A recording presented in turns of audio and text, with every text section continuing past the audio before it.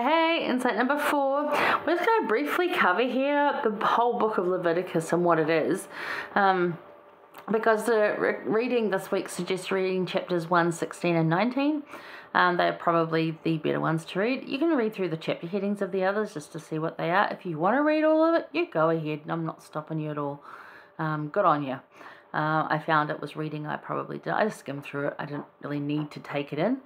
We have a different handbook now that has different things in it. That was for their time with, put their lenses on for BC Israel, So, those things, while important to them, and they needed instructions very clearly, bit by bit, down to the letter, because they were very lost and very new on their driver's licenses and their cars, and they needed a lot of instructions. Once you've been driving for a while, or you've got better cars like we do now, not as many instructions needed. We've got to be more careful of where we're going and looking at the road. Actually, vehicle operation, not too bad, right? If that parallel made any sense to you. So, the book of Leviticus is the third book of the Pentateuch. Now, that's spelled Pentateuch. It's a Greek word. Pentateuch. It gets its name from the Septuagint and means pertaining to the Levites. So Leviticus, pertaining to the Levites. Now the Levites were sort of the, the enforcing officers of the handbook of the gospel. Does that make sense? So its theme is teaching Israel to be a holy nation. That's the whole point. This is how to be a holy nation. This is what you guys need to do to get on the path, stay on the covenant path. We've got different instructions now. We don't need these ones. Well, we learn from them, but that was for them. We have different ones. Through ordinances, to make a holy nation through ordinances of worship. It is a collection of priestly rules divided up as follows. So, chapters 1 to 7 are laws and regulations of sacrifices.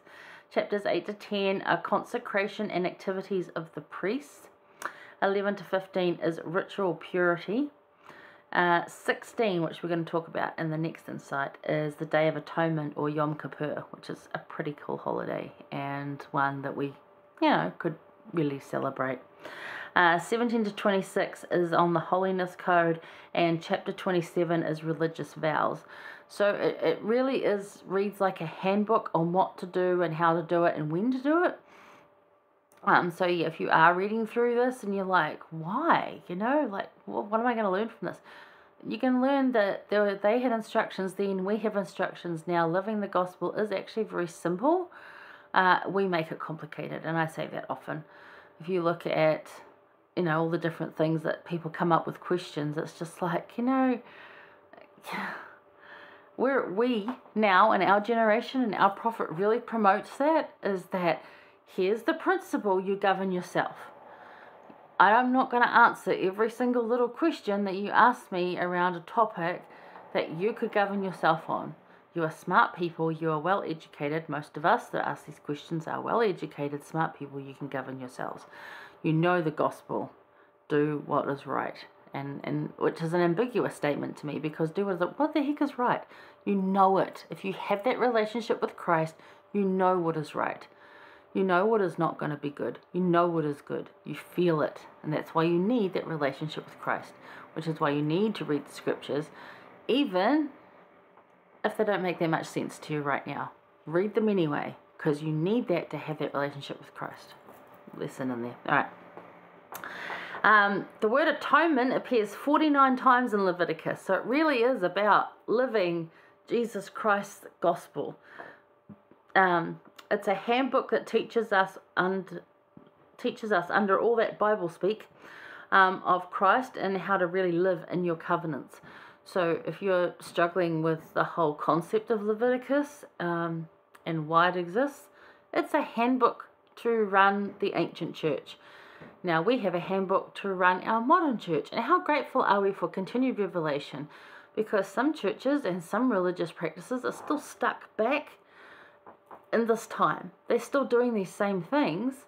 And while that's beautiful in many ways, aren't we grateful that we have the updated version, the version that applies to us, the version that fits in with today's living and looks at things that affect us in today's world? I love that. I love that we have a prophet that leads and guides us divinely, and that, all of them, all 15 of them, are prophets, seers, and revelators, and guide us. They all agree on stuff. If there's any changes, they all agree. They all have input. And I love that we are guided by that we don't have to just rely on biblical times. We can take that information and that gospel and apply it now to our lives now, and have guidance on how to do that now. It's amazing. It's such a blessing. Anyway, President Oakes, he said, following Christ is not a casual or occasional practice, but a continuous commitment and way of life. And that's what they were trying to teach these Israelites, that these Levites were overseers of the, keeping of the law.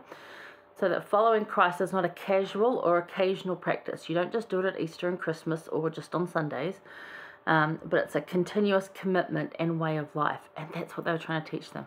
So yes, they had to have all these rules in place to really teach them. And we have rules in place, but I don't really see them anymore because I don't need to go looking at them. We look up the handbook for the odd thing, but for the most part, we're guided by divine leaders. And isn't that amazing? We can just ask someone, or, we do have a handbook to go to. So I think that's really cool. So that's the book of Leviticus. We are going to look at, as I said, chapter 16, because I really love that and talk a little bit about that. So I'll see you there for that one. But honestly, if you want to read it, go ahead, because there's some really interesting things in there. And if you don't feel that you're up to that, that's okay too. I would read chapter 16 though, because that is very cool. So I'll see you soon to talk about that one.